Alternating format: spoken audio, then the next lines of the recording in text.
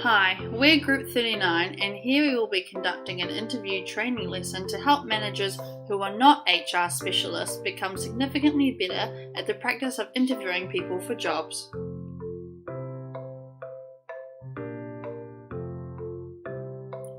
When conducting an interview, there are many different selection methods that can be used for this process.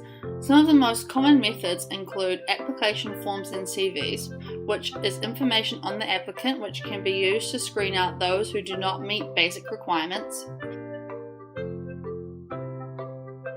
References, which is the first hurdle of the pre-screening the applicant forms, used to gain evidence of their qualifications, experience and character.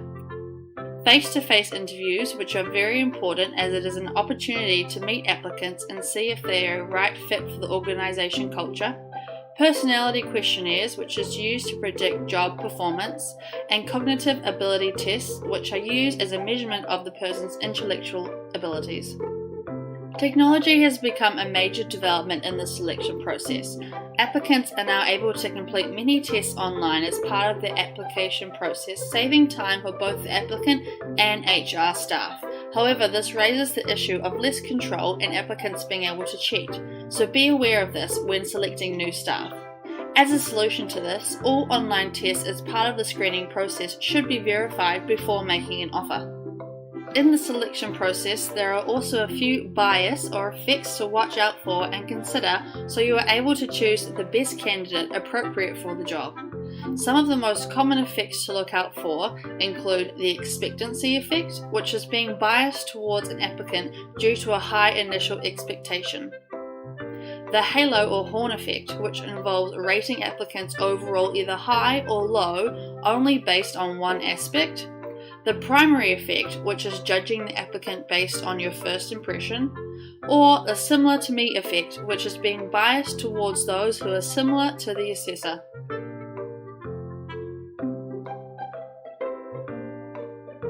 With interviews in New Zealand, there are certain questions that are illegal to ask. This is because job interviews are supposed to be directly related to the interviewee's future performance in the job, what competencies they will bring to the job, and also if their character will fit in with the organisation. The aim of making these questions illegal is to try and combat discrimination that potential employees may face and/or cause them to not get the job. Some examples of these questions are: how old are you? What is your sexual orientation? Are you married? Are you pregnant or planning on starting a family soon? What are your religious beliefs? What is your current employment status? Do you have a disability of any kind? Or asking trade secrets or anything that would breach a potential employee's duty of confidentiality to their old or current employer. Or if a person has a clean slate conviction, which is where an old conviction is not always visible through just a normal criminal conviction check. If an interviewee feels uncomfortable with your line of questioning or feels that they may face discrimination from your questions, then they have the right to lay a complaint with the Human Rights Commission under the Human Rights Act 1993.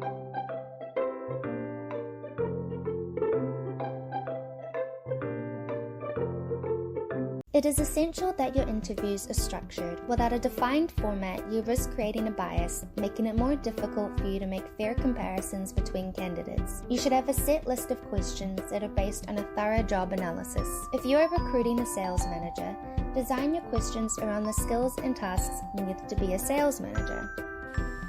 What would you tell me about yourself growing up?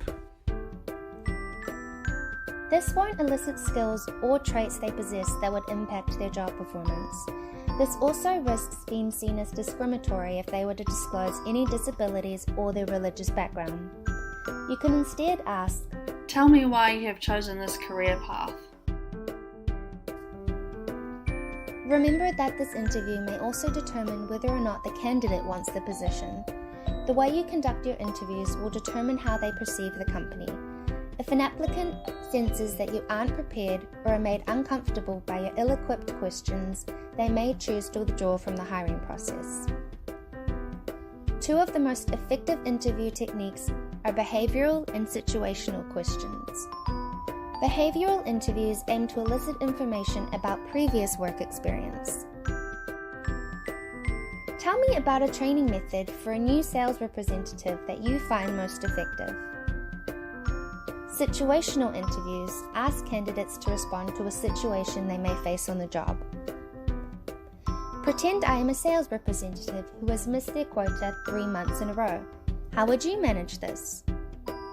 Consistency is key.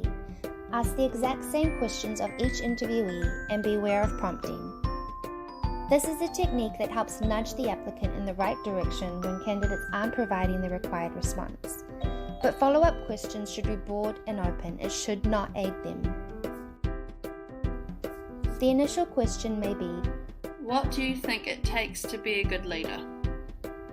Honesty, inspire others, accountability, creativity.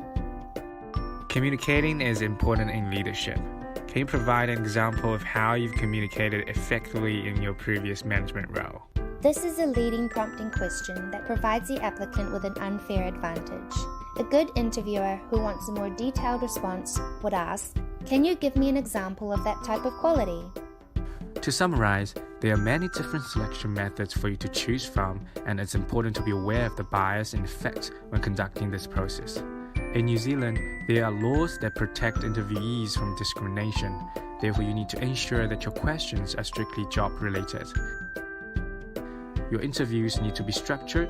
You must have a specific format and ask the same job-related questions of all candidates.